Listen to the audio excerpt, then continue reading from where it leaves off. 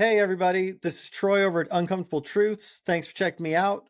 So, today we've got an article coming out of the Free Press that talks about how Colorado's undermining democracy in the name of democracy. Now, this is talking about the case that's being brought against Trump because it's going to the Supreme Court, but the Supreme Court for the state of Colorado determined on a 4-3 vote that Trump is ineligible for the presidency because of his aid in inciting an insurrection. So this is something that I don't agree with. Obviously, it's going to be challenged in the Supreme Court. Now, the author of this is a guy by the name of Peter. I don't know how to say his last name. I think it's Meijer. So Peter Meijer, and this guy is one of 10 Republicans that actually voted to impeach Trump. So this guy is not really somebody that's in favor of Trump. And he's saying that, hey, look, we have a process for doing these things, and this isn't how this should go. This is unacceptable.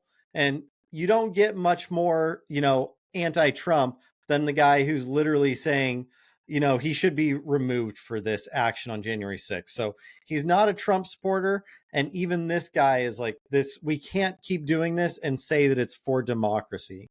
So I'll have the full article there in the description. Go ahead and check it out if you've got time.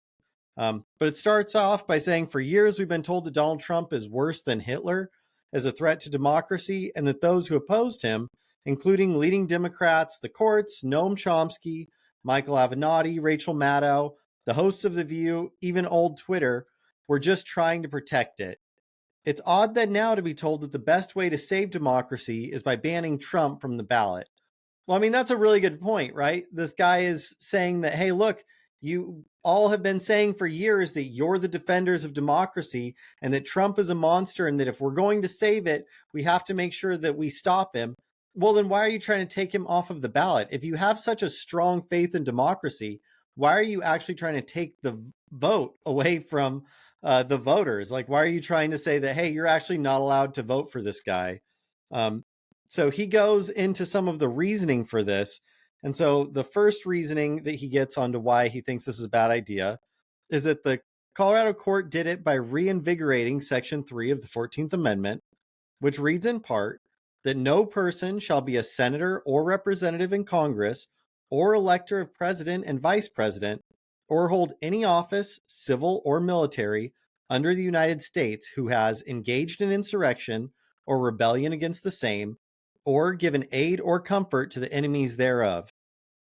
Now, those words were written in 1866, less than a year after the Civil War ended, a war in which over 300,000 Union soldiers died to keep America unity, in order to bar many former Confederate officials from serving in government. So, while you might not like the actions of January 6th, I certainly don't either. I think it was a really ugly look for America. It was a horrible moment for America to see this sort of lawlessness go on. It's very similar to all the riots that were taking place the summer before. I am not in favor of lawlessness. I don't think that it's okay to go into the White House or break windows, but those people have been charged and faced remarkably severe penalties for crimes that otherwise have been treated in a much, much softer manner. So that being put aside, I do think that it's appropriate to charge people for committing crimes, absolutely. But some of these people are getting absurd sentences. And then you have other people that seem to have been given light sentences, and there's not really a clear explanation as to why that might be. But this idea that the actions of January 6th actually line up with insurrection is, in my mind, absolutely absurd. While it wasn't good by any stretch of the imagination, a riot is far from an insurrection.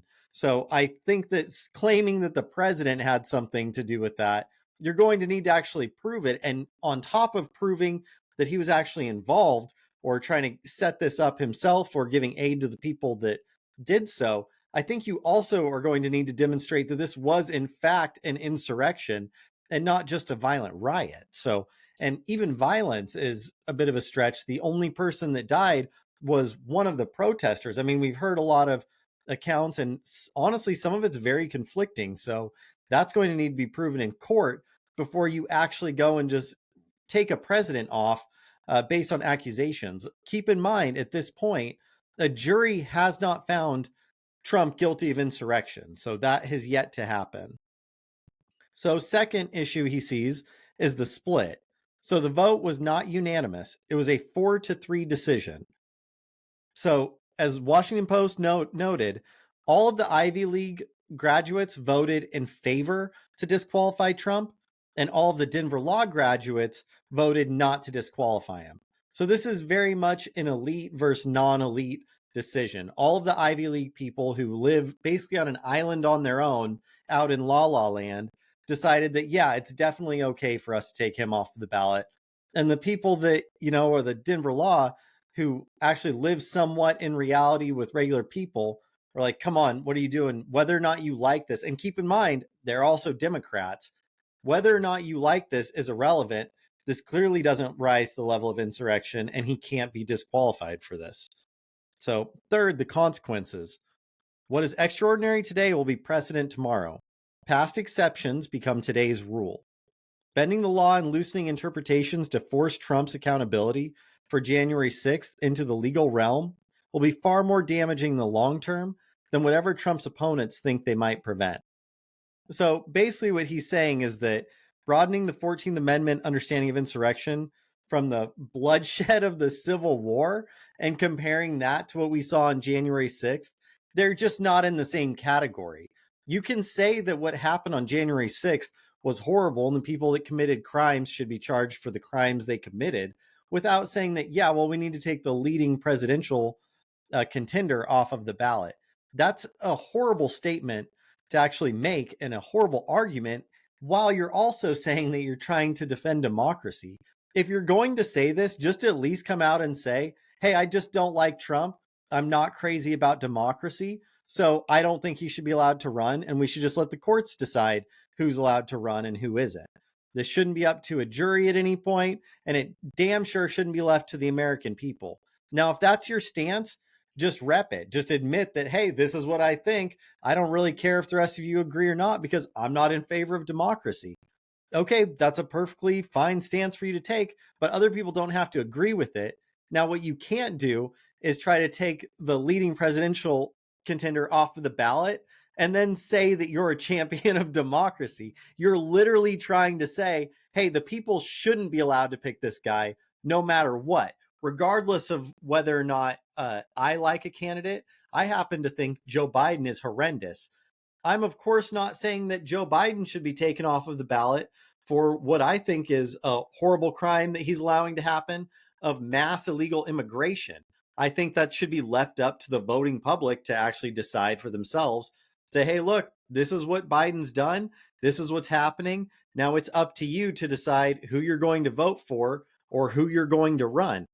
Now, that's actually a principled stance on democracy and not just a stance that, well, yeah, I'm definitely in favor of democracy when I'm in favor of it. Well, I mean, congratulations, but that doesn't mean anything. If you're just in favor of it when it's something that benefits you, then it's not a principle, it's just a mild preference. Anyway, everybody, that's kind of the article on this. I urge everyone, even if you don't like Trump, to stop going around and saying that you're defending democracy by taking somebody off of the ballot, because that's absolutely absurd. Just admit that you're going to say that, hey, I don't like this guy and I don't think he should be allowed to run, even if it means that we're going to hit democracy and beat it up a little bit. If that's your stance, just admit it. Don't go around trying to act like you're some sort of a hero, because you're not. What you're trying to do is take the vote away from your fellow Americans. So anyway, everybody, I appreciate you guys watching the show. Go ahead and hit like and subscribe. I appreciate the heck out of everybody, and we'll talk to you later.